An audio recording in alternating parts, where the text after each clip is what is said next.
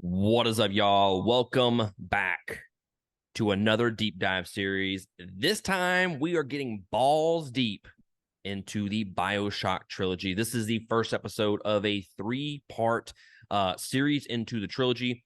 Obviously, the first episode is going to be based on the first game, second episode on the second game, and third on Infinite.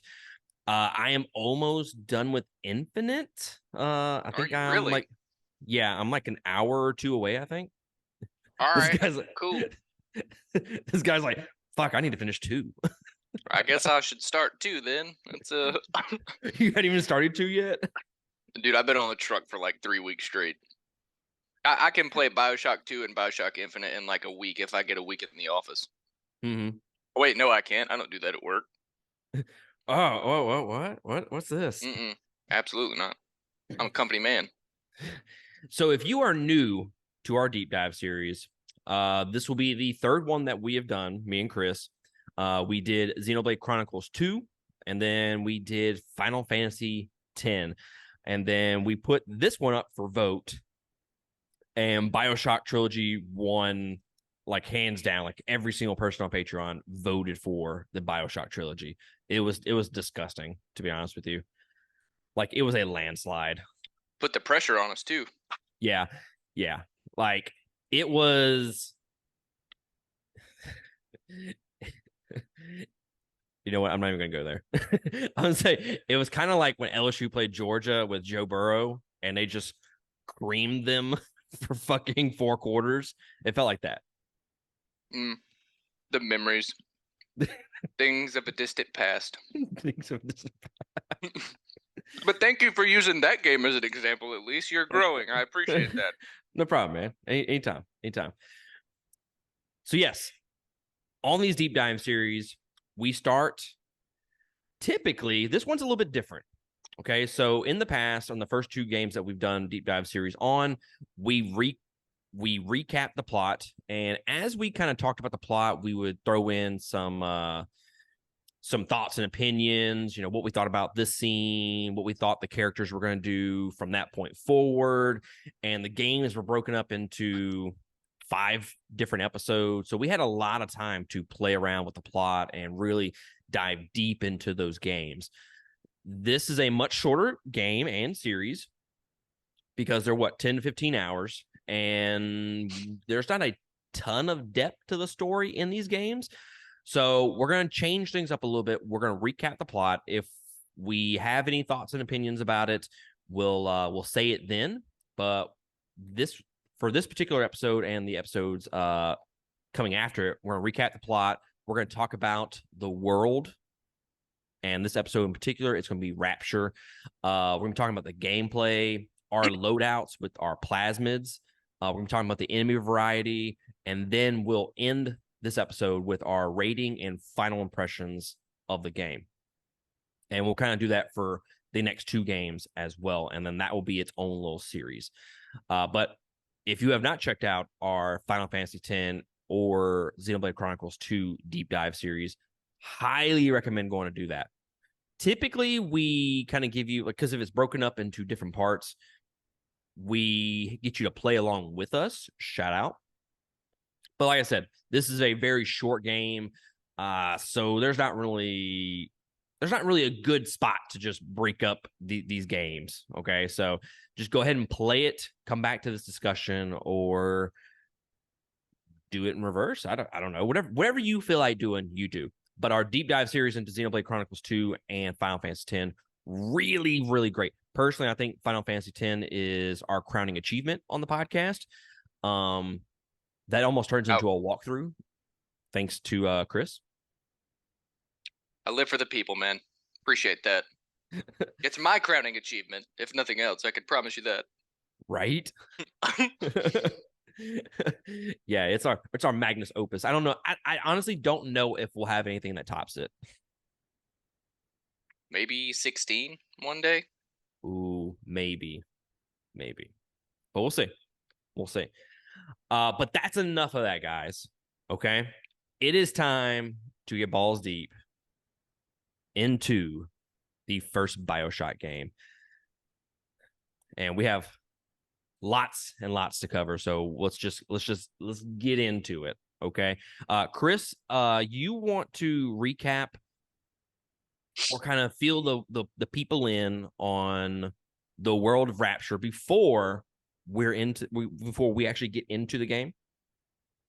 Yeah. So it's just I thought after I was thinking about how to do this, it just seems like it would make more sense to understand what Rapture is now if you kind of got some backstory on where it came from. Because obviously, the first time that you played this, you kind of went in blind, and you could kind of piece it together and things that they say, but just taking some of the overall lore and throwing it together and taking story plot spoilers out of it, I think it would kind of help better paint the picture. So just I'll try to keep it like 5 minutes or less too. It's not a whole lot. I wrote myself some notes. So all right.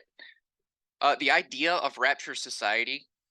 Really rich guy in the 40s named Andrew Ryan decides that he is tired of the government, he is tired of capitalism, and he is tired of religion. So he just wants to build an oasis and escape for himself, the upper elite, and anybody else who can be dragged in that he thinks could help sustain it. He wants to build a society away from the world, essentially. But it's in the 40s, it's after World War II. We're obviously not leaving the planet yet, so he decides to do it at the bottom of the Atlantic Ocean.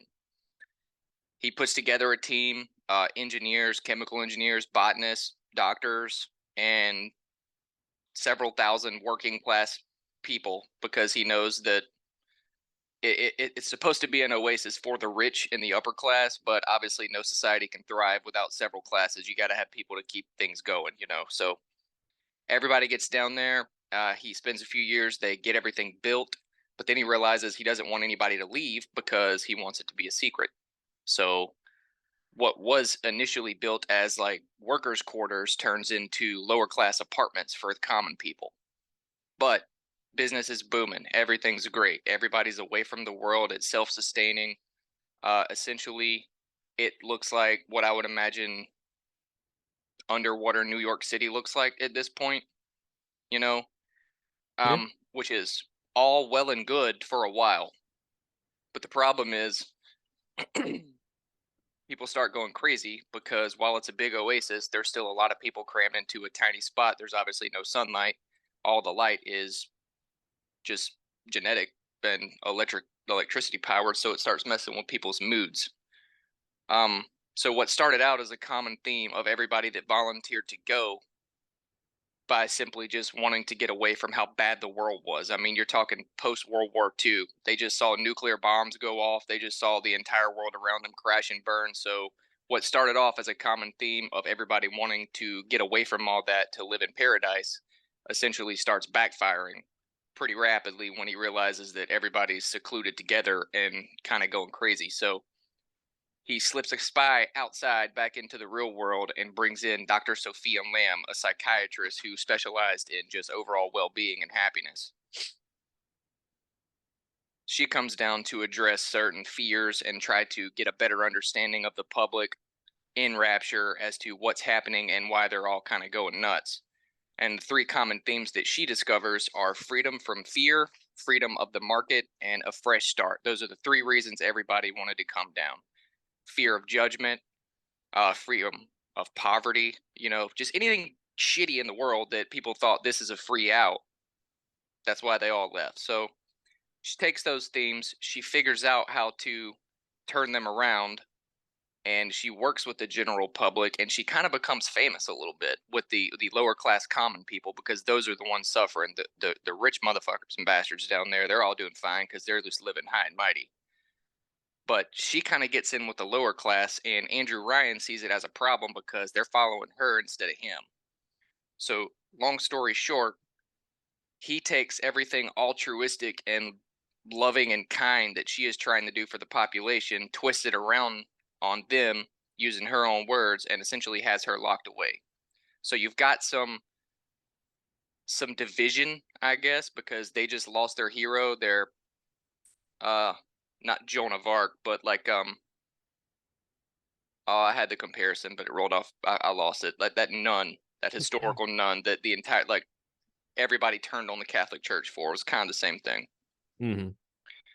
But so he's trying to fix it, but there's still just this great divide, and he is not a popular public figure at this point. So another guy who started off kind of in Ryan's circle, but then realized, oh, this is my opportunity. His name is Frank Fontaine.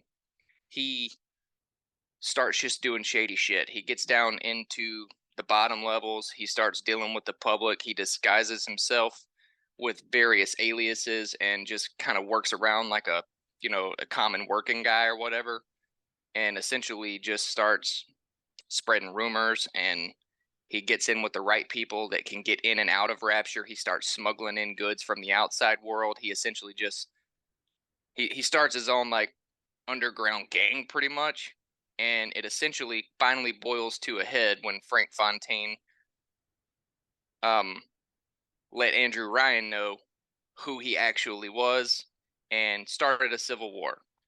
But through all of this, he had discovered Adam and how to create and shop around plasmids to, and we'll talk about those in the story plot, but essentially he figured out how to shop those around to the lower class and not just the upper elite. So now you've just got thousands of people in like a 2 square mile radius who are having a full blown drug war, essentially.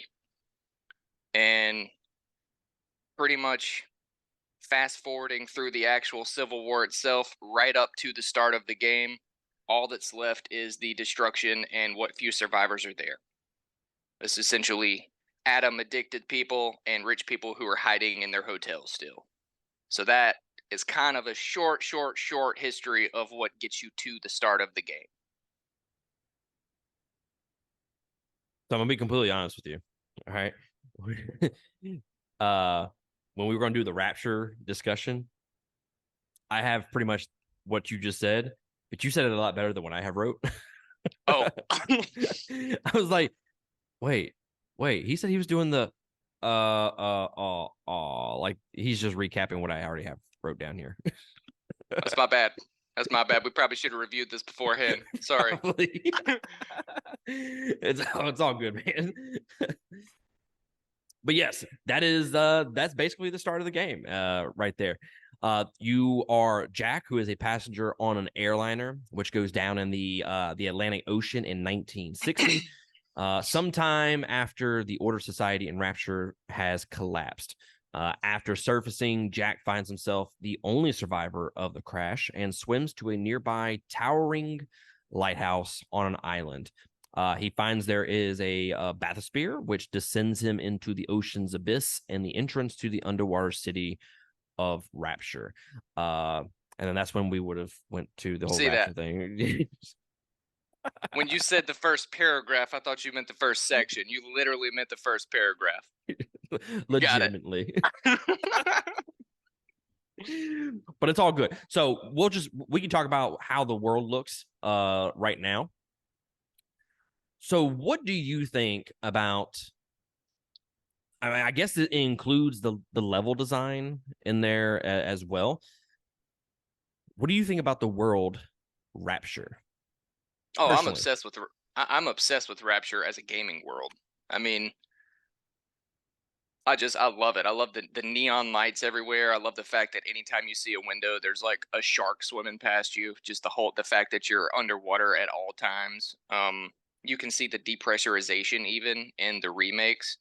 You can see like random bubble pockets come up when you see like cracked glass every now and then. A lot of detail in it. Um, Going room to room. I love how you can see the economic divide between being in the poor districts versus being in the rich districts. Just even with stuff that they would have tried to modify from like the mid to late 40s, just random shit that rich people would have that poor people wouldn't. Um, and overall, I love the idea. It's like you can't really say that the design was ahead of its time because it's supposed to be futuristic in the 40s, but they did a really good job of making everything look like it's still in the 40s, but also like it was way ahead of the 40s, if that makes sense. No, I think that makes 100% sense. And I agree. I think the world of Rapture is expertly designed. And I believe you said on one of the 2 game episodes that was like one of your top 5 worlds that you'd want to be in or something like that. Hmm. Oh That yeah, was a long time ago. We did that episode. that was Long time solid ago, callback. Solid callback. right? But I think you hit the nail on the head. It still has that 60s vibe, 50s, 60s vibe, but they made it futuristic all in the same way, and it's very interesting that they did that. I would be hard pressed to find another world. Like, I know we have different worlds out there that are unique to specific games, but for the most part, a lot of games have similarities in their worlds, right?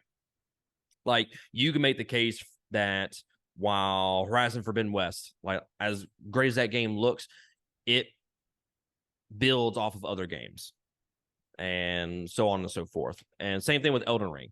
As great as that game is, it feels and looks kind of like more Dark Souls to me. This game, excluding the other games in this series, there's not another game out there that is like this in terms of the world that has been built here. And I think it's cool as shit to have a world underwater, like an Atlantis kind of thing. I think that's super interesting. And it also adds in to the, I'm going to be honest, I was not expecting horror themes throughout this game, was not expecting it. But the underwater aspect of it adds to that horror aspect of the game. And I think they did a great job of just tying that into the actual tone of the game for sure. Yeah, it's one of the best design worlds that I've ever played in. Nice. That makes me very happy. Yeah. I knew the world wouldn't hold you back. I had my issues with the gameplay before we decided to do it, but I'm curious to see everything you got to say about that. The level design is really fucking good though. Like, Hmm. I and we'll kind of jump into that a little bit more later, but I think they were able to make it's not like you're going to a fire level or a water level. But it's not like you're going to different biomes within this fucking world, but they're able to make each area unique in comparison to the other, but also similar. And it's not so similar that you can't tell the difference between the different areas. And I think they, like I said, I think they did a great job of just designing the world, designing the levels. And in terms of getting you to do like missions and goals, you really learn those areas going back and forth Hmm. between them all. And I think that really helped the that aspect of the gameplay. And no future spoilers for 2 or Infinite. This is strictly just Bioshock. So we'll talk more about the level design in the subsequent games. All right, continuing It with the sounded story. damning. The Senate damage. I'll leave it at that, sir. All We'll right. leave it at that.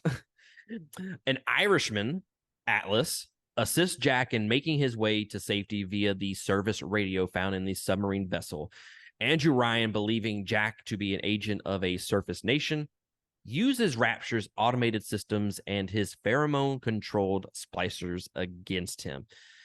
Atlas tells Jack that the only way he can survive is to use the abilities granted by plasmids, which we will talk about in just a little bit, guys. And then he must kill the little sisters, accompanied by their hulking armored protectors, the Big Daddies, to Oof. extract their atom. Inadvertently crossing paths with Jack, Dr. Tenenbaum urges him to save the little sisters instead, giving him a plasmid that will safely kill the embedded sea slugs in each little sister, reverting them to normal girls. Now, the sea slugs, I have a little note on that right here. Gene altering substance, which is created by a species of sea slugs on the ocean floor, which creates the atom. Atlas says his wife and child have been hiding on a submarine and directs Jack towards it. And that is basically the crux of the story. He shows up, but he pops up on your radio and he's like, "Hey, go save my wife and kid." Okay. And that's how the game kind of starts. So just Cool, as bro. Jack, yeah, right, yeah, I'll go fucking save your wife and kid. I mean, Which I'll be honest, when I went back and played this again this time, I was like, that's so random that you just like you get in the bathysphere, you go down there, you're looking around, then all of a sudden, bam, go save my wife and kids. But then like 5 minutes later, I'm like, I guess it's not that random. Like the fuck else am I gonna do down here? Like I'm just literally, escape. ow, like, you know, like I'm gonna be I'm not honest. saying they did a good job of making that a priority, but they did a good job of not leaving you with a better option. This is true, but also, there's a little caveat in there, and we're gonna find out why towards the end of the game. I just thought about it, which kind of is the basis of the whole twist of the story. So technically, he didn't really have a choice. No spoilers. Okay. Yep. Yes. True that. Let's Touche. Just as Jack and Atlas reach the bay where it is located, Ryan has it destroyed. An enraged Atlas guides Jack on a mission to kill Ryan. Eventually, Jack confronts Ryan in his office where the latter is casually playing golf. Now, by the way, this is all like Cliff Notes version of the story. There is a solid, 8 hours in between Yeah, those two things. I think you get to Ryan in like chapter 9 or 10. But Yeah, there's it's it sounds like we're just skipping everything, but there's not that much actual plot thickening. It's mostly just 8 chapters of gameplay. Like you get yeah. little tiny tidbits along the way that put together the 3 paragraphs that you just read, but you're not really skipping over anything pertinent. I need people do need to understand that if they played it before they do, but if you haven't, we're not just trimming all the story out. Believe me. It's essentially go here, kill this person, or take a picture of this person. At least for the first 10 or 11 chapters, yeah. Let's see. Ryan reveals the truth that he has pieced together. Jack was actually born in Rapture a mere 4 years ago, genetically modified to mature rapidly. He is Ryan's illegitimate son by an affair with Jasmine Jolene, an exotic dancer. Ryan further reveals that after purchasing Jack's embryo, Frank Fontaine designed him to obey orders that are preceded or followed by the specific phrase, "Would you kindly?" Jack was then sent to the surface when the Rapture Civil War started to put him beyond Ryan's reach. When the conflict between Fontaine and Ryan reached a stalemate, Jack was sent instructions to board a flight with a package and to use its contents, a revolver, to hijack and crash the plane near the lighthouse, enabling him to return to Rapture as a tool of Fontaine. Because Jack was Ryan's son, he could freely use Rapture's bathysphere network, which had been locked out to everyone except those within Ryan's genetic ballpark. So I do want to take a second and just talk about this whole section that we just mentioned. So you kind of find out this is the big twist of the story. This is when you find out, oh, you're not here by chance. You didn't just randomly crash into the ocean. You have been brainwashed, essentially, and Atlas has been basically plotting you along to kind of kill Andrew Ryan. And it's all part of his little ploy. Yeah, he's So essentially been winter soldiering you for the last 10 chapters. exactly. That is the best way to describe it, except he doesn't have like multiple phrases. It's just would you kindly. Would you kindly? And that's I will say this game isn't that big on the visual as far as actual video clips go. Like there are some, but that one sequence where it recaps how many times you've actually heard the phrase "Would you kindly" since you started the game, you at that moment you're just like, this son of a bitch, like got me, he got me. I just murked a guy because he would you kindly me, and there's nothing I could do to stop it. So yeah. So I'm at the very beginning of the game. I like I said, I didn't think about it until you had kind of brought it back up. So, or we had brought it back up, and that is the fact that I guess he really didn't have a choice to go save that dude's wife and child because he said, "Would you kindly?" So I guess that's their way of kind of getting out of that. But truth be told, if I had an option, dude, fuck you and your wife, dude. You go save your wife and kid. I'm getting the fuck out of here. Fair enough. So, Chris, let me ask you a question.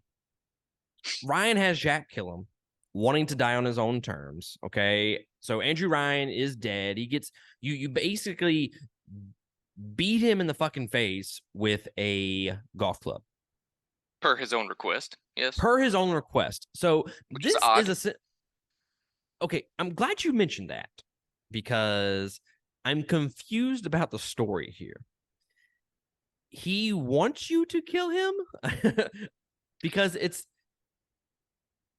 because I believe he says, "Would you kindly?" Doesn't it? Or is that Atlas or Fontaine at that moment saying, "Would you kindly?" But regardless, Andrew Ryan is allowing it to happen. Yeah, that's his redemption, man. I think he had been down there for so long, and obviously there's the environmental factors that are also contributing to it. But at this point, he's essentially alone. He's reflecting. He's thinking back on every decision he made that got him here, and his whole idea in developing, promoting, and starting a society in Rapture was to get away from political powers, was to get away from governmental control, was to get away from capitalism, where five corporations wind up owning the entire population of a certain country or nation. And then that's exactly what he allowed it to turn into. The only difference was he was at the head of it rather than somebody working his way from the middle to the upper rank. So he looked the other way. But then when it collapsed, I think the realization set in, I didn't save these people from anything. I doomed them all. Like, this is completely my fault because I backed off of my own laurels and my own demands for greed. So do you think that fits into the whole die a what's he say? A man Yes. chooses and a slave obeys. Um, yes. I think it's probably about 60% that and 40% die a hero or live long enough to see yourself become the villain, maybe. That's fair. I'll accept that. So, with Ryan's death, Jack realizes too late that Atlas has also been using the trigger phrase to control him. Atlas reveals himself to be Frank Fontaine, who faked his death to throw Ryan off his trail and take control of the city, leaving Jack at the mercy of the reactivated security systems, which, for the love of God, we will fucking talk in great fucking detail in just a little bit, guys. Okay. If you can't tell from my voice and my tone, I don't fucking like it. So we'll get to that. You just fucking hold on 1 second, okay? Spoiler alert, he's not a fan. He's not a fan. Dr. Tenenbaum and her little sisters help Jack escape through the vent system where he falls and loses consciousness. And this is where they have like the little village of little sisters. It's the fucking weirdest thing in the fucking game to me. I thought it was hilarious though, It's honestly. There's just like just running a daycare center down there. We got like 13 of them just no, I agree, dude. I'm laughing the entire time. I'm like, this is fucking weird and it's hilarious. Because it's legitimately. Do you remember in the first Terminator movie when it goes to the future and it shows like all the people underground before the Terminators kind of infiltrate it and whatnot? Do you remember that? Yeah. Hmm. That's kind of what this area reminds me of. Yeah, a Not little nearly as bit. many people, but they're ragged. They're just it's dark, gloomy down there, and yeah, they're just fucking playing with toys and shit, man. It's the weirdest fucking thing. I didn't. Well, no, that's later in your notes. I have a note about this point, but we got to get to a certain point again. I'll come back to it because I do have my own question about that. All right. When Jack awakens, Dr. Tenenbaum has already deactivated some of his conditioned responses, such as the trigger phrase itself, and assist him in breaking the remaining ones. Among them, one that would have eventually stopped his heart. With the help of the Little Sisters, Jack is able to track down Fontaine. The mob boss, having been cornered, injects himself with vast amounts of Adam and becomes an inhuman monster. Jack battles him, eventually prevailing and allowing the Little Sisters to subdue and extract the Adam from his body, killing him. Now, this is technically not gameplay section. There's a little bit more left of the story. It's just based on what you kind of do throughout the game. But I do want to mention this this boss fight right here, and I think it was a cool boss fight. I kind of realize, it feels very much like a survival horror game, and that you need to kind of hoard some of these items that you're picking up, the ammo, so that the final boss is coming. And I'm glad I saved it all, because that dude unleashes just about every single plasmid that you have, and it's a great boss battle, It's a lot of fun. It's a lot of fun. Like, I like that it's not multi-phased, but it is. It's like 3 or 4 mini phases, but there's not 8-minute sequences between each phase. It was really reflective of the pacing of the combat up to the last fight. It's got the classic video game, was it Arcade three music. arcade music, but also with the whole 3-phase kind of thing. You have to do something 3 times to kind of defeat them. So there are 3 possible endings depending on how the player interacted with the Little Sisters, all narrated by Dr. Tannenbaum. If the player rescued all of the Little Sisters, therefore saving their lives, the ending shows 5 Little Sisters returning to the surface with Jack and living full lives under his care, including their graduation from college, getting married, and having children. It ends on a heartwarming tone with an elderly Jack surrounded on his deathbed by all 5 of his adult Little Sisters. If the player harvested, therefore killed, all of the Little Sisters, the game ends with Jack turning on the sisters after defeating Fontaine, presumably killing them all and taking their Adam. Tannenbaum narrates what occurred, condemning Jack and his actions, voiced thick with anger and contempt. Later in the second ending, a ballistic missile submarine carrying a nuclear missile comes across the wreckage of the plane and is suddenly surrounded by bathyspheres containing splicers. The splicers kill all hands aboard the sub and take control of it.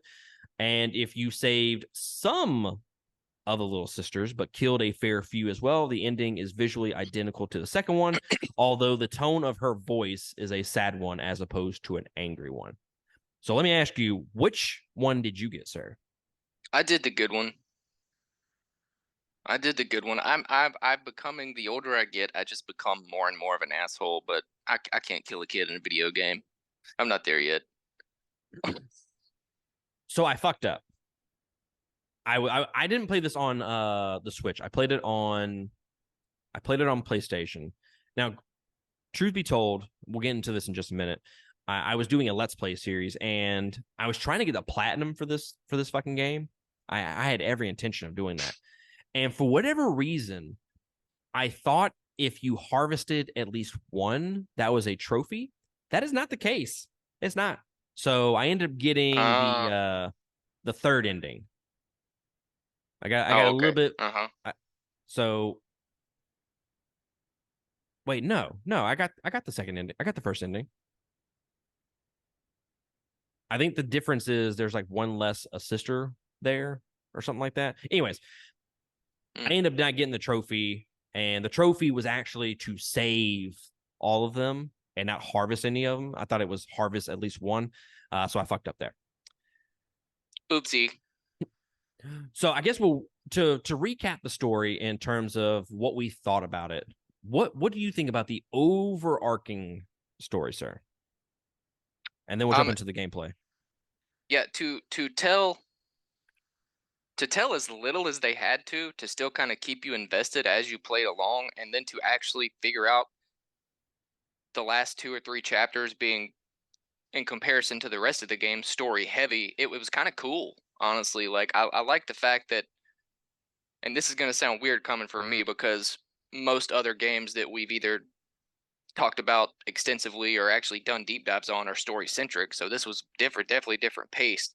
But I kind of liked that. I played for 10 hours and didn't really know much, but then I put a ribbon and a bow on the game and got essentially all of the story wrapped into 5 chapters. They were like 3.5, maybe 4 collective hours. I thought it was cool. I thought it was cool. It's very lore centric. I mean, there's a lot that you can gather from Rapture and even the backstory from listening to audio tapes and stuff that you find. Like you can, the story's kind of what you make it. Like you can be there for it and you can get everything out of it, or you can just play the game, skip everything else, and get the main beats, and it's still a good story. Like I have really no complaints about it at all, except for the first ending you mentioned. You save 5 of them, you take them back up to the surface, you raise them, they live fulfilling lives, and they die with you, or they you die with them standing around your deathbed. That's the ending I got because I saved all of them. But if I went from 0 days old to 30 years old in 4 years, how has it taken me like 25 more years to go from 30 to 75? Either I missed it or they did not explain why the rapid aging decelerated instead of accelerated, because yeah, they're like fully grown with kids and stuff when you die. Oh, That is the one question I had. maybe maybe they accelerate your growth up to a certain age and then you go normal. Cop out. That's cop out. It's plot hole. Plot It's hole. science. It's science, man. Science. Science, man. Yeah, science. But that was the one of the questions I had though, because I didn't harvest any of them. So I wonder if you actually if you play the demon fable route and you harvest every last one of them, when you get to that certain point where you're with Dr. Tenenbaum and she's running a daycare, are there even any little sisters there? Or is it just like a barren wasteland? That'd be funny. That's a, She's what place is this? Well, this was the place for the little sisters until you fucking killed them all, you little prick. now it is just an empty room No, it's just an empty room full of their souls that you took. and their dreams. Interesting. So I don't know how to say this. Story wise, I think the story's fine. I think the story's fine. Look, a lot of people hype this game up, and I'll get more into detail with this and the final impressions of the game. A lot of people hyped up this story to me as one of the greatest stories ever told in video games or in a shooter period. So I went into this game with very, very, very high expectations. And I'm kind of disappointed, to be honest with you. I think the twist is fine. I think it was a good twist. You don't get very many twists in video games nowadays that are actually successful. And the fact that this game came out, what year did this come out? In 2010? Somewhere around there. Yeah, somewhere around there. Maybe 2008 or 9. The first one came out. It was in the late 2000s, if not early 2010s. So I will say, for a game that came out that long ago and me not knowing the twist, it was very nice. Very nice because we are in spoiler culture like a motherfucker nowadays. We can't wait to share something on social media. So I think the twist is fine. True that. The issue that I have is the way that they tell the story, and then I'm not a fan of. Because there's one thing about me, I'm ADD. So if you do not do a cutscene or keep me still to where I have to pay attention, I'm going to be running around trying to look for shit, kill people, fucking something, And I kind of lose track of some of the story elements when I do that. So I don't like the whole you can run around and you have someone talking in a loudspeaker or in a radio, and that's how it progresses the story. I'm not a huge fan of the way they told the story, but I do like the overall story, if that makes any sense. Yeah, no, that makes sense. I think part of the hype of why it has such a following, and myself included, when I think about why I liked it so much, because as far as playing through it, obviously I didn't like it as much this time as I did the first and second time I played it because I was just newer to it and I knew what I was walking into this time. So I lost all the shock factor. But I think it was the time that it came out. I mean, there are so many shooters today that are story centric that this really isn't a fair comparison to pit them against. But like for the time that it came out, you had, I mean, I guess Call of Duty was still a thing, but any co op campaign in Call of Duty, you're not paying attention to the story anyway. I'm not saying they didn't exist. I'm just saying if it were to come out today, the story would be weak because they're so much better these days. I mean, how you think this game would stack up against The Last of Us if it was completely new and remade and visually as pleasing, and the story would just bomb in comparison because that's the competition, you know? I think that's fair. I think that's fair because I recently reviewed the Amityville Horror for our horror and review series, which y'all can go check out on Surfing the Stream. That'll start in October. And in that review, I mentioned, there's so many cliche things in this horror movie, but this movie also came out in like 2005. So were these like overly cliche things at the time? Or were they And original and now they're cliche? and now they're cliche. So Right. I think you prove a good point in that. I don't think it really changed. It doesn't change the fact that I don't like the way the story is it unfolds for me personally. But in Mhm. terms of my expectations being very high and then it not meeting that, I see your point, and I agree with you. I agree with you in that aspect. Because at some point games do become unoriginal, and this game did come out years and years ago. So jumping into the gameplay now, these next two sections are going to be beefy. Okay, guys, we're going to be talking about everything from plasmids to the hacking, and by hacking I mean the godforsaken hacking, the level we've already talked about the level design, but we'll kind of skim over that some more. We'll talk about the research elements, and then we'll talk about some of our favorite plasmids with our loadouts, and then we'll talk about the enemy varieties, and then close out this episode. So first off, we'll talk about plasmids, and we're going to kind of skip around here. We'll talk about plasmids, not necessarily individual plasmids, but let's talk about the plasmids in terms of gameplay elements, like how it adds to the gameplay, and whether you liked them, loved them, or whatnot. So, what do you think, sir? It's as far as plasmids overall, or like which ones Yeah, do I like like versus which ones do I dislike? no, not It just meant specific. as an element of gameplay, plasmids. Oh Exactly, yeah, I see. Yeah, yeah. exactly. No, they're a cool addition. Very cool addition. I was obviously it was very fresh to me the first time. I'd never seen anything like it before, so I was obsessed with the idea of mixing and matching loadouts. It's always fun to figure out what works for you versus what you just throw in the trash. But I really like.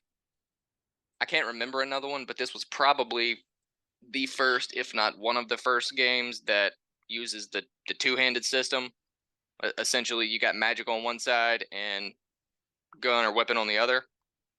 This is really cool to just even watching as a first person game, watching the screen swap when you cycle back and forth between the two. It was very reactive to me. Um, I think it's hard for me to say. I think that they could have done more because there were just a lot. Like there were so many to choose from. By the time you figure the common plasmids and all the microplasmids that you can go back and forth on, but I think it would have been a very, very, very dull shooter without them. I mean, it would have Absolutely. just been another vanilla arcade game. So I agree. The whole two hand system thing, fucking cool. I dig the fuck out of that, and I absolutely agree that if you did not have the plasmids, this would be a dull fucking game.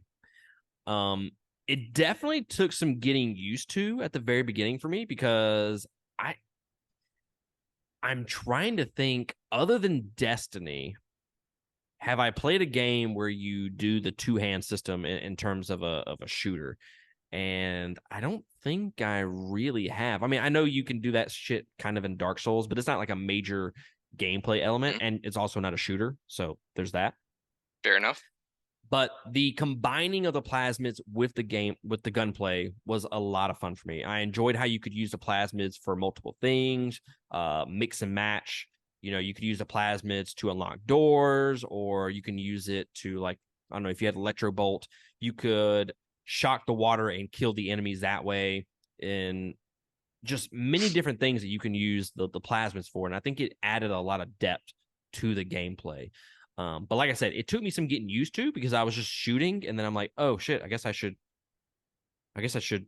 fucking electrify some people. And then I'd start using plasmids, and I would never I use my fucking ammo, and I'm like, what the fuck? And then it got to the point where I was like, okay, I'm using both in conjunction with each other, and it's working out a lot better. And that was really when the gameplay kind of skyrocketed for me, was when I could combine both of them to take out the enemies. Yeah, and in concept it's really cool and it's useful when you get the hang of it, but the button layout was frustrating. Even having played it before, getting used to it again, because when I'm trying to cycle back and forth and I accidentally cycle too fast when I'm trying to reload my weapon or whatever, and then I cycle over to the left hand to the plasmid, it automatically just uses an Eve pack instead of reloads, and I waste one because my Eve bar was almost full anyway. So I struggled with that for a little bit until I got used to the timing of doing it. Same, same. It like I said, at the very beginning, it took some getting used to, and that's kind of what I was Hmm. alluding to, was the button layout, using Eve. Fuck, I didn't mean to use that. Right. or or even just trying to use health. I would push the health button thing. I was getting Eve, and I'm like, God damn it, man! Like, what the fuck? And did you die because Eve doesn't help? Exactly. Oh, that makes me so sad. Now let's talk about the first person shooter gunplay aspect of the gameplay. What do you think about the shooter? How did that fit and feel in your hands, sir? Well, it was janky because I played it on the Switch. So, but it is Shout what it out. is. Yeah. Yes, indeed. But how it was done for the game was okay. Like I said, it went along with the plasmids very, very well. I don't think it would have been that great. Well, I mean, it's not that it would have sucked. It just would have been any other game without it. It would just would have been any other first person shooter. I do love how it the weapon variation is broad enough that you don't have to just do something a certain way every time. But I like how you can get three different types of ammo for each gun you have. So Mm-hmm. you can cycle your loadout knowing what enemies you're about to encounter based on where you're at. And it's really cool to learn, like, who's weak to what works better against what people, what not to use against armored people. It's just really cool. It actually does give you a lot more variation than I remembered it having. Not specifically in the weapons, but how fast you can get to the right weapon and get to the right ammo. So to me, this game, and you might disagree with me because we had this discussion about the gunplay, the gameplay, and whatnot. It felt very Doom like to me, where I was constantly on the run the entire game, and I Hmm. was shooting but shifting and all this shit, and super aggressive in that way. Would you agree that this felt very Doom like, or was I just playing it differently than how you played it? No, no, I agree.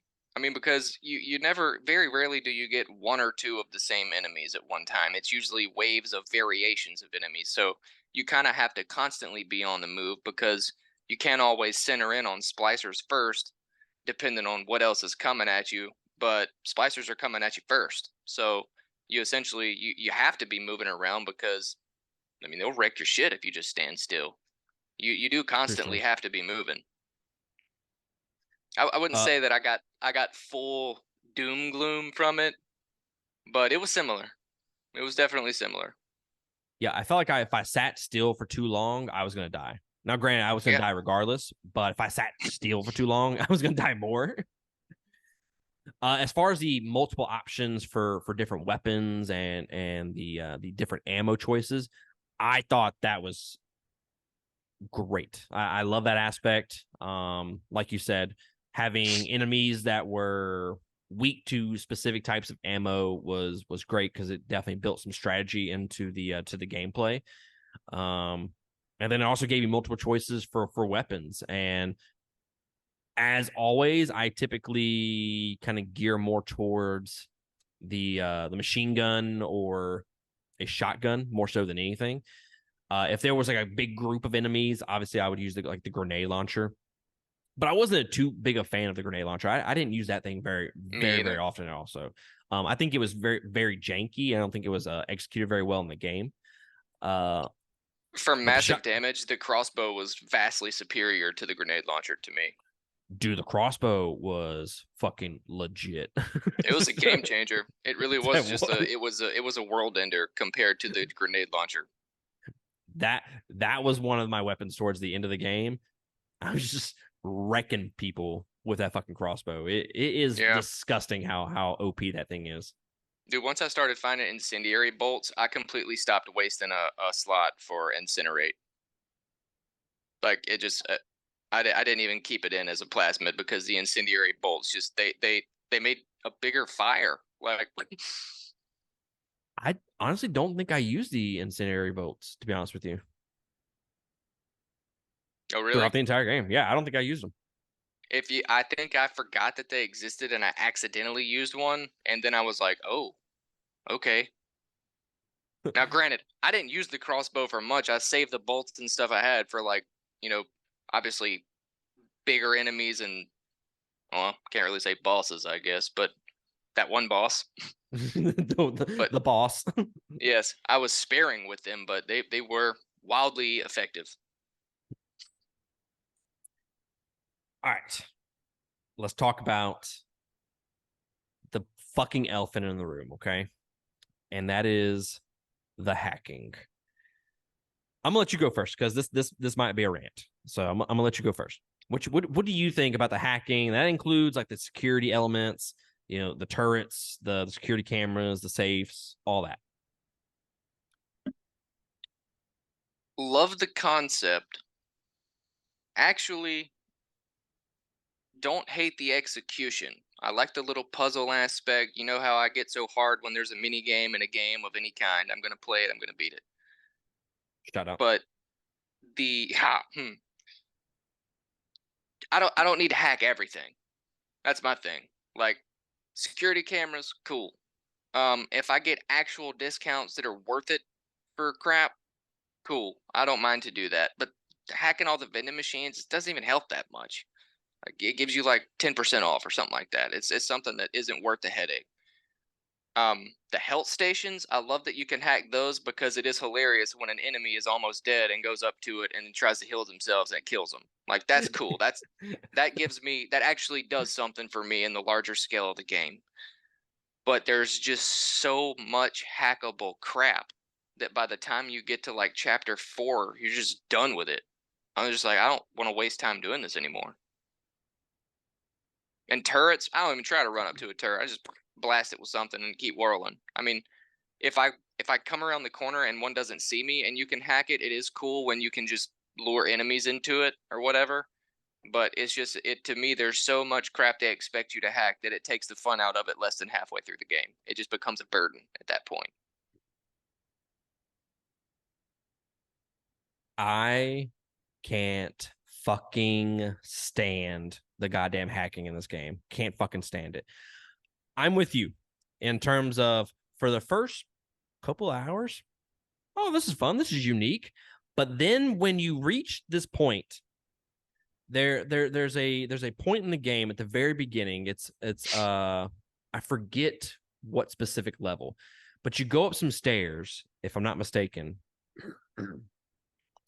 and you remember the like it almost kind of like a wharf section a little bit, and you kind of went down and Yes. you could go underneath Yeah. the wharf a little bit. It Mhm. was after that. It was right after that. there's a section up some stairs that it's basically a square room divided into, I don't know, 4 or 5 different rooms within this huge room. And there's a security camera and a turret on every fucking corner. Mm-hmm. So you set one camera off, you got the security bots coming after you. So you're trying to deal with those motherfuckers. And then, oh, you forgot to hack the turret that's right around the corner. So now you have a turret fucking blasting you in the goddamn ass, along with the bots. Oh, you forgot about this other fucking security camera. Dude, I'm telling you, I almost fucking gave up on this game. I rage quit the fuck out of that shit. I was so fucking pissed off. It Oh, legitimately. I remember You that remember. text chain. Because when it was happening, I was like, "Oh, he's in like chapter 4. He's not going to play this game. Like, he's just not going to do it." Dude, I'm telling you, I almost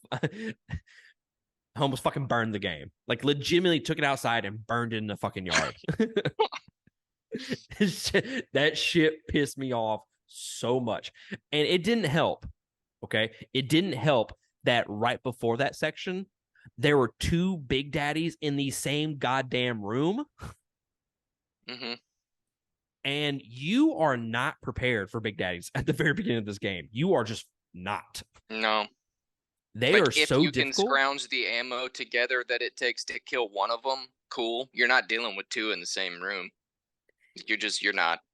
Because one of them is going to be one of the ones with the freaking jackhammer arm, and the other one is going to be launching grenades at you the entire time. Yeah, so I dealt with the big daddies, both of them. I can't tell you how many times I died to those motherfuckers. And then right afterwards is that room of hacking bullshit. And I was just like, I'm not fucking doing this. Like, Chris and the Patreon, y'all can go fuck yourselves. I'm not playing this game anymore. Fuck y'all. I fucking hated the hacking. Hated it. It got to the point where after that section, I was like, you know what? Unless it's just like a one-off here there thing, I'll hack it just to maybe if I see some enemies, maybe I'll hack that security camera and then that'll help me kind of fight that area. Other than that, I just shot them all. I killed them all.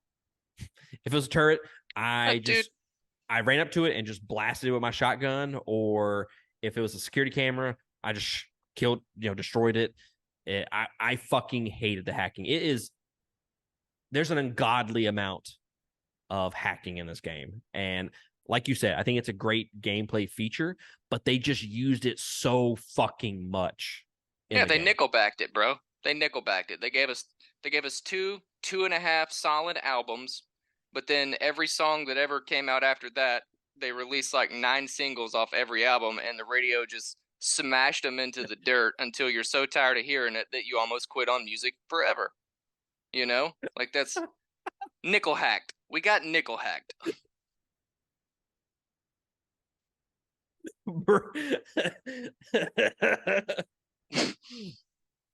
I gotta say, on the things that I thought I was going to hear this morning, comparing Bioshock to Nickelback, and then coming up with the phrase nickel hack, I never thought I'd fucking hear. I wish I could say that I had that locked and loaded, but I heard a Nickelback song this morning, and it just reminded me why I've been so pissed off for 15 years. Just brought it all back. It's not true, though, right? It's so true. That is the greatest analogy and comparison we've ever had on the podcast. Oh, you flatter me, sir. I don't think that's true, but I'll take it. And then the pun of nickel hack. Fucking golden, sir. Fucking golden. Yeah, I there's nothing I can say after that. So we're just gonna move on to the next section.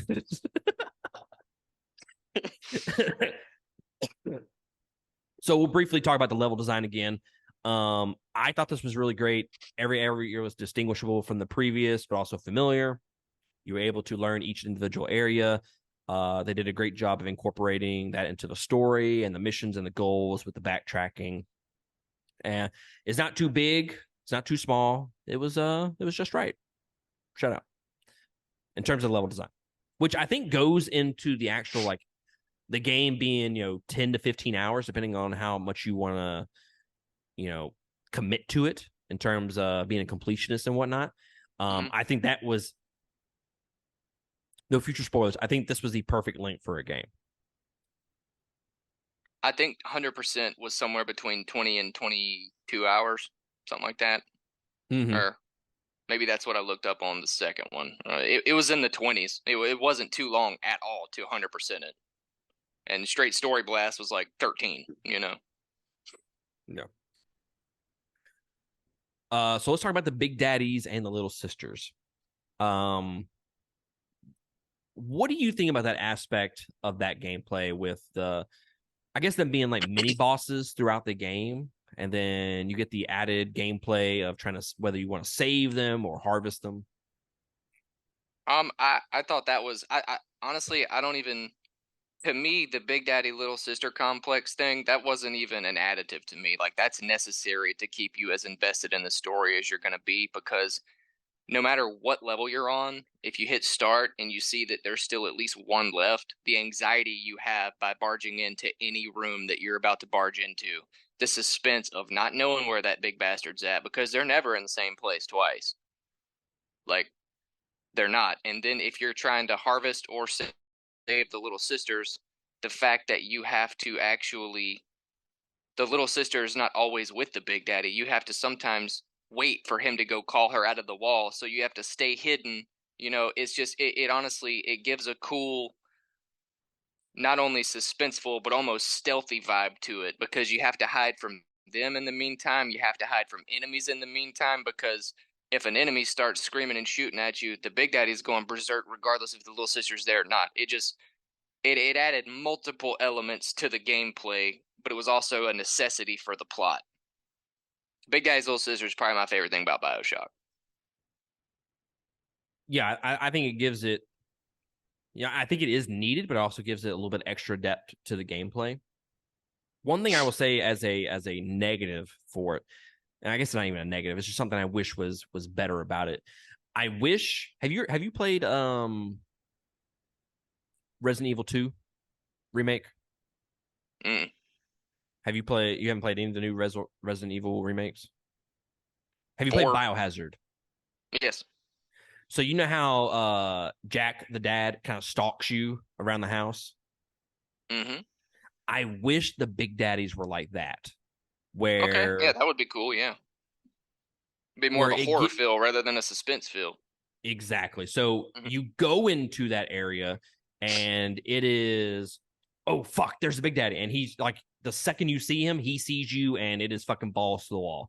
I Mm-hmm. think that would have added a lot of tension to the game, but also it probably would have pissed me off even more because that was one of the things that I hated about Resident Evil 3. It was like, dude, give me a fucking minute to look for some shit, okay? Yeah, no, you're right.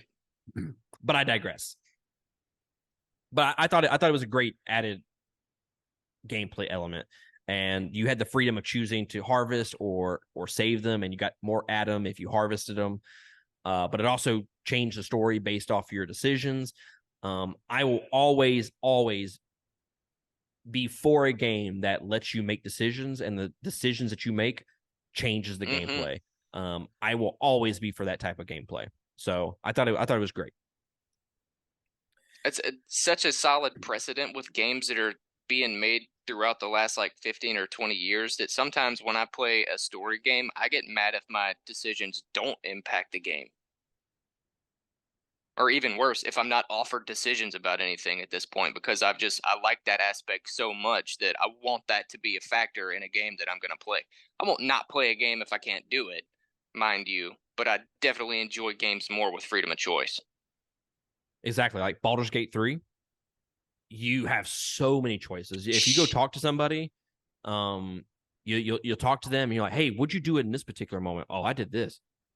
Oh shit, well, I did this and this happened. Like I love Hmm. that in the gameplay. And when it's just a straight story mode, I mean it's fine every now and then, but like you said, I want the option. I want my decisions to mean something in a video game, and this is a very small section of the video game, but it still has a little bit of weight to it. Can't wait to play Baldur's Gate 3. Sir, I it's know. good. It's good. I won't waste your time today. I'm gonna play it soon enough. Trust me. I refuse to listen to that episode before I play it, though. I'm just not doing it. There's no spoilers. I don't care. You know I me. don't care. I don't want to hear the word Baldur's Gate until I play it. I got you. All right, so the last little element of the actual gameplay is the research aspect of it, and then we're also going to tie in the enemies and the variety of those enemies into this particular section. So, how do you feel about the research? How do you feel about the enemy variety? Give me your thoughts and opinions, sir, because I'm kind of on the fence. Me too. I mean, it's a cool little bonus thing you can do, but to me, as somebody who I'm not great at video games, but I play video games enough to know that you need to experiment with different weapons, and in this case, different types of ammo and different things. Most of the stuff that you figure out through wasting time with researching and submitting pictures and all that, you're gonna figure out anyway. So, like, to me, it's kind of cool that you have the option to do that, but it just doesn't seem that helpful to me, other than to get you a trophy. I I thought it added to the gameplay for sure. But if you take it out of the game completely, I don't think you lose anything as well. Right. So I don't know if that's necessarily a good thing. On the surface, they could have used this for, trophy collections, for those types of purposes, like you said. But they ended up giving you perks for actually completing your research by giving you buffs against those specific enemies, Hmm. which to me, I felt like it helped out a lot. Once you got like all the research completed, especially towards like the back half of the game. The issue with the research is one, they don't really explain it very well at the very beginning when they give you the camera. They say you take one picture and then the second picture you're gonna get you're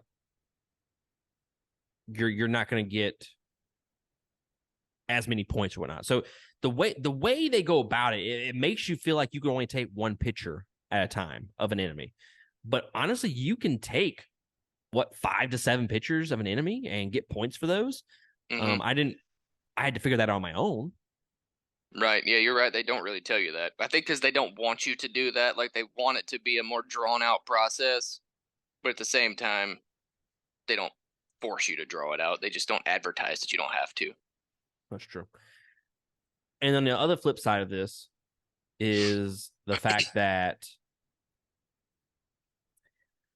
when you're going to get these pictures, most of the time, and by most of the time, I mean 99.9% of the time, the enemy fucking sees you. So you're trying to take these goddamn pictures while they are popping caps in your ass. So you're losing health trying to do this research. And I couldn't really figure out a way to do it stealth like.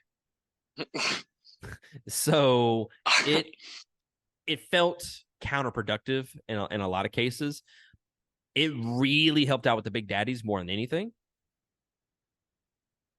But yeah, I'm kind of on the fence. I think it was good that they yes, this is technically a trophy completion kind of thing, but they give you something in the process of doing it. I don't like games where like Ghost of Tsushima is one of the big things, and this might be like apples to oranges kind of thing, but like you get like outfits and shit like that, and you can change your outfits, but there's no buffs to those No outfits. statistical benefit.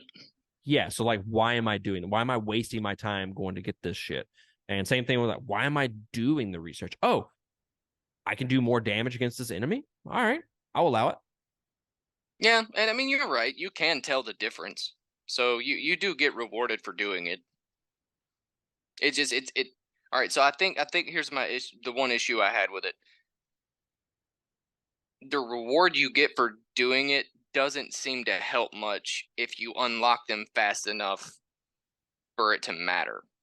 So like I did this real quick because I remembered how much I didn't really care to waste the time doing it, and the buffs didn't really help where I was at in the game. So I didn't see anything in the back third or closer to half of the game without the buffs. So I guess I couldn't really give you an honest answer on how big the difference was, but I'm sure it did help. Otherwise, they wouldn't offer it as a reward. So That's fair.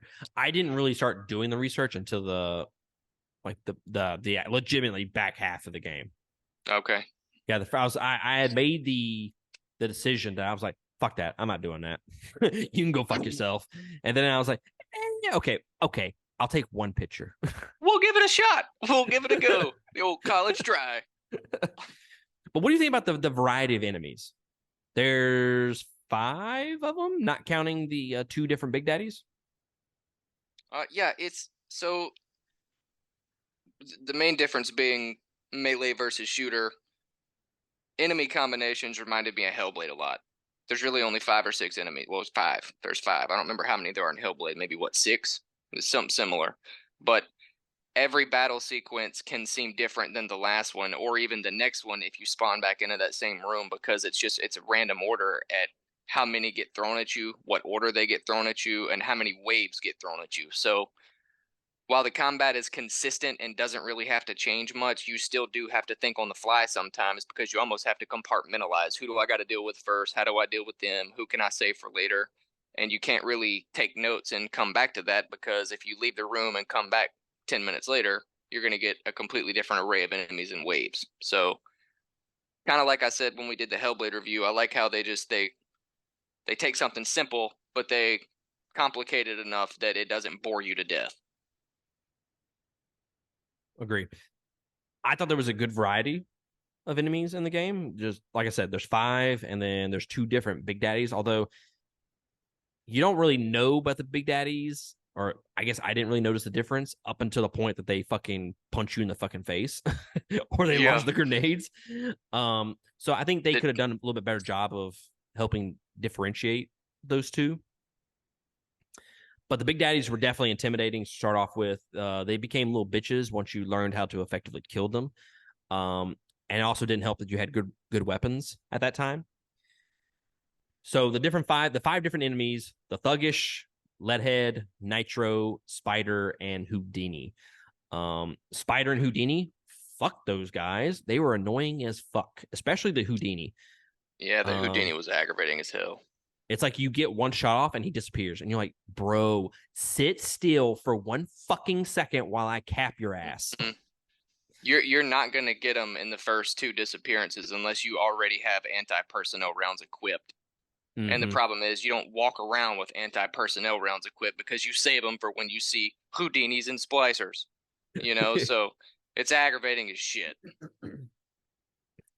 Yeah, overall, man, I thought the variety was good for a 10 to 15 hour game. So especially when you kind of couple that with the Big Daddies, because each area has what, 2 to 3 Big Daddies per area. Mm-hmm.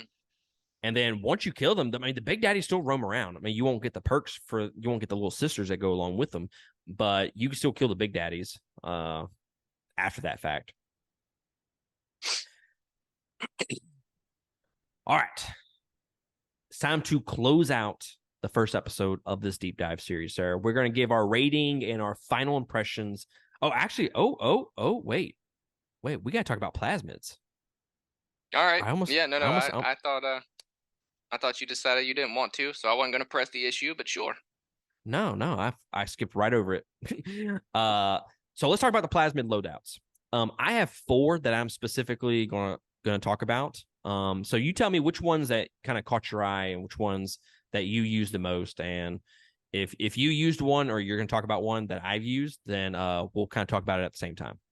No. My 4 go-tos are literally the 4 you put in your notes. So Oh, whoop, whoop. I added 2 more just for specific scenarios that I'll mention when we're done, but they're pretty much same 4 general go-to ones. All right, well, let's go through these first 4, and then we'll talk about the 2 that you added on top of that. Sure. Incinerate. I know you kind of said you used the incendiary bolts more so than anything after you got them. But this is one of my go-to plasmids. I mean, who doesn't like setting people on fire and seeing them run around screaming? I know that totally sounds like I'm a serial killer in that aspect, but I digress. It's It just was just useful. it was, and it was You funny every light single one time. on fire and he runs into a crowd, you just take out like 3 of them. I mean, it's just useful. Ah! I'm like, that's hilarious. And then it, I like the progression of the incinerate because you get, you know, I guess better versions of it as you progress through the game, which I think was really good to not only have, the set amount of plasmids, but then you have upgraded versions of those plasmids and you can kind of pick and choose which ones you want to upgrade and whatnot. I did like that aspect of the game. It felt like I was constantly progressing in the gameplay or in the RPG elements of it, I guess you could say. Hmm. It felt like I had some progression to go along with the game. Yeah, no, no, no. I mean, like you said, it's just it seems simple but effective. That's really all you got to say about incinerate. I love when I hear voices and I'm behind a closed door, so I just yank the door open and throw an incinerate in there, and then just nope right on out of the door. Yes. Like I'll come back. They got that. I'll come back. And them being on fire. What the fuck happened? He's in How the did we get set on hallway. fire? I was just fucking sitting here eating cereal, you bitches. Yeah, yeah. No, Get no. fucking It's set on fire. All right, Electro Bolt was probably my absolute go-to plasmid. It has multiple uses. Stun your enemies. You can shock and kill enemies in the water, opening doors. I would pretty much shock. I would pretty much shock them, run up to them, shoot them with my shotgun, and they'd be dead. And that was a pretty effective technique I had throughout the entire game. That was really when the gameplay kind of clicked for me, was when I was able to combine the electro bolt with some of the gunplay. That's What a about you? home remedy for big daddies. Yes. Those explosive shells, you just zap, zap. Yep, me too. Yep. I It was one literally, of those. It was one of those where I would use the electro bolt, and then I would use the electric ammo. What's it called? The shock ammo for the shotgun. So mhm. essentially, I would shock him, and then by the time he would unshock or unstun, I would shoot him with the shotgun, deal damage plus stun him, and it was just a back and forth kind of thing that I thoroughly enjoyed. Yeah, yeah, and like I'm with you. Electro Bolt was pretty much the way. I took it off when I specifically needed something else. But other than that, it was the one that was just always equipped and ready to go. For the versatility, using water in this game is it if you can funnel enemies down into a puddle or a bathroom or that one level where everybody's standing in water anyway, it's just a cheat code. I mean, it really is. It's a cheat code. If it doesn't kill them, the second one will. So all you have Yes. to do is just wait, and then oh, all right, still breathing, done. It's way too useful. It's almost broken. Honestly, it really is. I mean, who would have known that there'd be so much water in this game, and Yeah, that right. I know. you have I know. electro bolt. Yes. Who'd have thunk? Uh, who'd have thought? The next one is Winter Blast. I think this is a pretty good plasmid that I use kind of like later in the game. I used it very sparingly. Um, this was out of the four that I'm going to mention. This was the one I used the least, and it was mainly because if you froze them and then killed them, you didn't get the resources. So I tried not to use it too much. But in terms of helping you kill enemies, this shit was pretty good. Yeah, it was very good to get yourself out of a pinch. Like if you know if the flight takes over the fight and you know you got to go, that's when I would just freeze the room over and haul ass. And then the coolest plasmid was telekinesis. I got a sick satisfaction out of killing a motherfucker and then hitting another motherfucker with that motherfucker that I just killed. And the fact that I could pretty much throw anything and kill an enemy was so great. Can't tell you how many laughs that I got out of killing people by throwing bags of chips. It never fucking got old. Chips, cigarettes. The Um, damage is real. the damage is real, bro. It constantly reminded me of Austin Powers. Who throws a shoe? Honestly. Honestly. And you could pretty much pick up anything and throw it too. That's just You're right. That's pretty funny. I probably didn't have as much fun with that as I should have. I used it an ungodly amount of times. Gas cans, though. I would James Bond the shit out of throwing some gas cans at people. Oh, absolutely. When I was like, huh, I wonder if I can pick this. Oh, y'all are fucked now. Bonk. Explosions, Michael Bay. Yeah. Yeah, telekinesis is fun. I kind of regret that I didn't play around with that more. I used it a lot because you had to keep it equipped for certain things in the game, but I honestly never thought to throw some chips at somebody. I bet that shit was hilarious. But what about the other two plasmas that you use, sir? Not nearly as useful as the OG4, but very useful in a pinch in specific situations. Target dummy, amazing. Um, if you're trying to split enemies, there's just way too many in room. You just launch the decoy out, and it buys you a free 5 seconds. Even if you're standing out in the open, they will forget all about you and go hit him. So I would throw a dummy out, and then when they all crowded around him, just launch a grenade or something over there and just floor wipe. So it was useful in very specific scenarios, but also a complete waste of a plasmid slot until that very specific scenario. So, and the only other one that I really paid a lot of attention to was security bullseye, because we already talked about the hacking. Um, it doesn't help it. Like it doesn't. It's a temporary solution, but it will for a while hack the camera, and it will attack everybody else and take their attention off of you. And while it's temporarily hacked, it won't um it won't detect you. So you can't do it one time and then never go back to the camera, but it will temporarily make it not a problem. So that one's useful every now and then. But after chapter 5, I pretty much just shot them all. So Yeah, same. I don't think I ever equipped that one, to be honest with you. All right, let's close out this episode with our rating and final impressions, sir. I will let you have the floor. What you thought about the game, your overall, how much you loved it or liked it or didn't like it, whatever, and your final score. all right. I still love the game. I'm still very excited to do this series. I'm way behind, so I do need to start playing 2 now and catch up, but I promise you I will. It wasn't as good to me this go around because I played it on the Switch, and as much as I wish it weren't true, very few remakes or remasters or whatever translate the way that they fully should to the Switch. It was just real janky with some of the first person shooting stuff, couple load screen failures, but nothing just that ruined the game for me. I still love the game. I still love the series, and it was great just to refresh and put myself back in Rapture for a little while. Overall rating,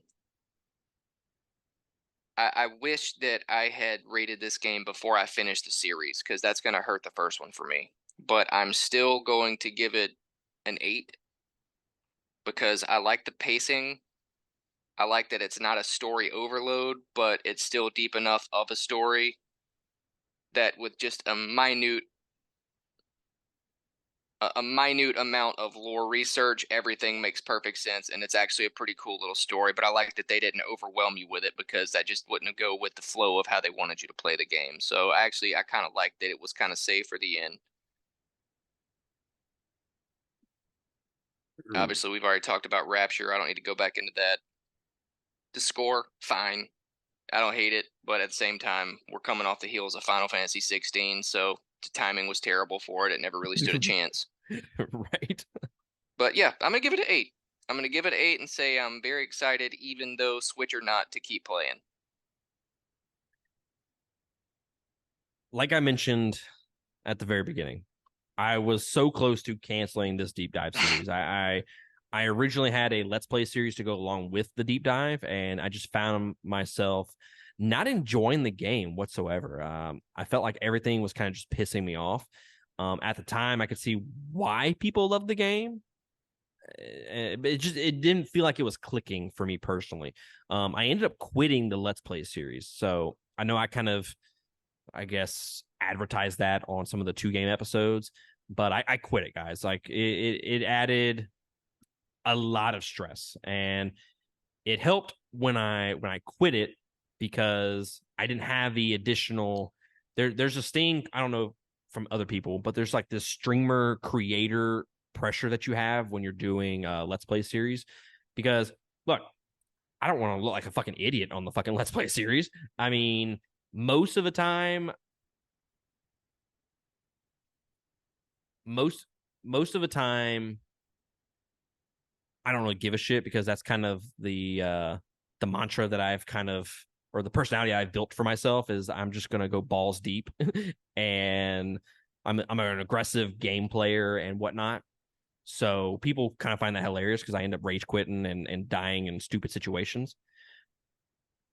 But for this particular one, I wanted it to be good, and it gave me a lot of pressure, so I ended up quitting, and that helped me so I get back to the game and get used to the mechanics and whatnot.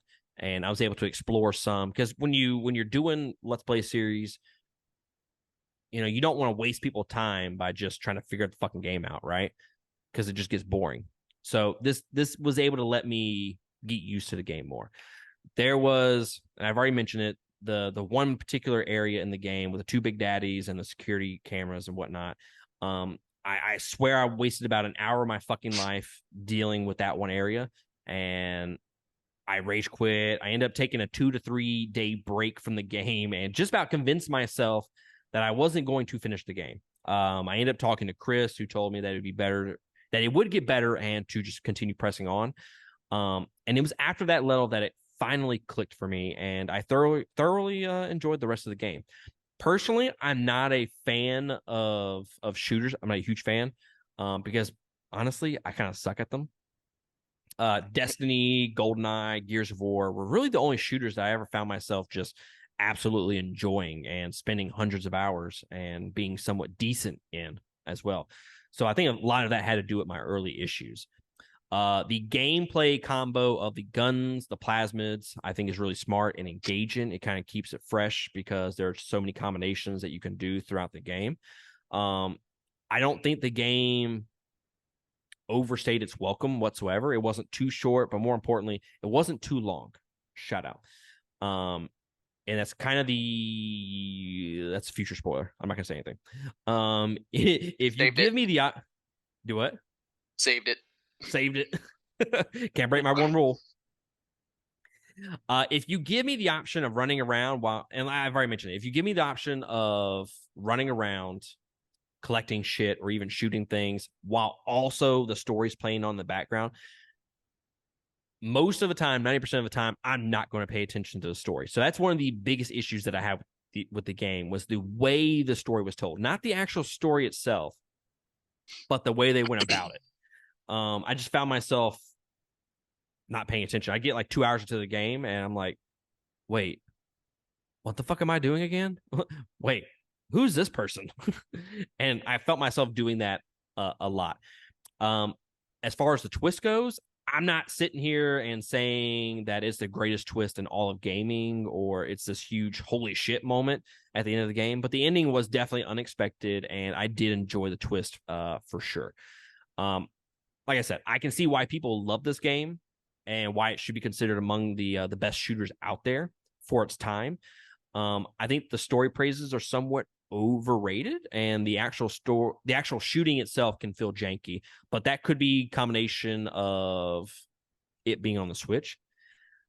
With all that being said, and I know I've kind of rambled on for 7-8 minutes, whatever. I really enjoyed the game, and it would be something that I would play again, especially on Nightmare mode, which I did start, because I'm trying to get that godforsaken platinum trophy. And Nightmare mode, bro, that is fucking no joke. No fucking joke. That I'm bad, gonna be huh? honest. Yeah, it's fucking tough. Like they shoot you like once or twice, and you're fucking just about dead. Like you have Yeah, to be super smart about how you you go were about. telling me about it, and I was like, I'm gonna try that before we do this. But then I was like, I'm not gonna do that on the Switch. That's gonna make me hate this game. I'm just not gonna do it. I feel like I can't. So, And one of the trophies is that you can't respawn. So in order to get the platinum, you have to beat it on nightmare mode, and you can't use the vital chamber. So you have to mm, save every 5 seconds so you yeah. don't respawn. Oh, saving, Yes. saving. Let's roll back to that when you're done before we dismiss class. Jesus Christ. I'm with Chris. I give it an 8 out of 10. But truthfully, I could see that pushed up to an 8.5 on a second replay, maybe further down the road. Um, but for now, I'm going with the 8 out of 10. I think it's a great game. It's mainly the security bullshit, the hacking, the unconventional storytelling that really hold it back for me. And I would definitely recommend it to people. Um, it did get me hyped for Bioshock 2 because I feel like they can really expand on some of the ideas and hopefully improve on that storytelling aspect of it. And please, for the love of God, just do away with the hacking for the love of God. Yeah, I agree 100%.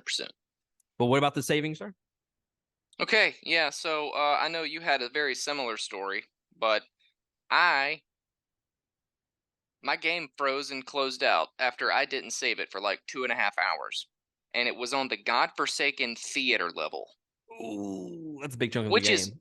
it's a cool level and it's engaging, it's fun. There's a lot of stuff going on in the background, but it's not something you want to do for 2.5 hours and then do again for 2.5 hours. Like I didn't play it for 3 days. I was like, I'm not doing this shit. Like fuck that. I was so mad. But then, like, my game just kicks me back and it starts reloading the title screen, and I'm like, oh, well, all right, whatever. Mm, Probably like an autosave or something in there. But for whatever reason, I got no checkpoints and had not saved it since I started that. And dude, I had Ooh. already gone and killed all four people. I had come back. I had got the little prize box out of his little mural painting thing, and the level was almost over. And then it puts me right back into the lobby, and all four people are still alive. I was like, nope, nope, I'm done. I quit. I'm not doing this right now. I'm out. That is a huge chunk of the game. A huge chunk of the game. This is legitimately like 2 hours, 2.5 hours. That's honestly, I think you might be putting it you might be undershooting that a little bit. I might be. I'm mentally repressed at all, so truthfully, I don't. I I'm probably trying to tell can't remember myself exactly how long it is. I'm trying to tell myself it was only 2 hours when it was actually like five. Yeah, it wasn't Transformers. It was Titanic. It was. I'm never getting Titanic length.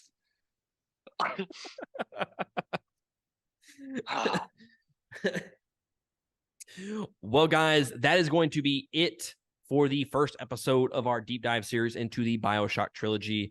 Um, by the time you watch this, the next episode will come out the following week. So the whole play along with us thing kind of really isn't there for this series. But we're gonna record all these episodes first, and then I'll end up releasing them. But let us know in the comments below if you're watching on YouTube. Also in the description below, links to everything, links to our Patreon, which is where you can support us monthly. We would greatly appreciate that. That'll give you access to our Discord, and then you can also vote for all the content that we do every single month. Patreon.com/2game. There's also links to all of our social media accounts. Go follow us, like us on Facebook, Twitter, all that good shit. Make sure you like, subscribe to the YouTube channel and to the podcast apps that you're listening to. And there's also a link to our merch down below. Get you a dope hoodie before the cold weather comes in. Yes, indeed. Indeed, I'm going to be buying me one here soon, for sure. I'm not the world's biggest hoodie fan anymore, but I'm definitely getting a long sleeve tee or two Oh, I love hoodies. or Love four. them. Or four. But Chris, I appreciate you joining me, sir. Yes, of course. Thank you. As always, I enjoy a solid deep dive, and I'm glad we got to play this one. Absolutely. So, like I said, the next episode is on Bioshock 2. It'll be kind of the same format that we're kind of following here. And then we'll close out the series with Bioshock Infinite. So, definitely looking forward to the next two games in this series. But, guys, that's going to be it from us. And we will catch y'all next week on another episode. Laters. Later.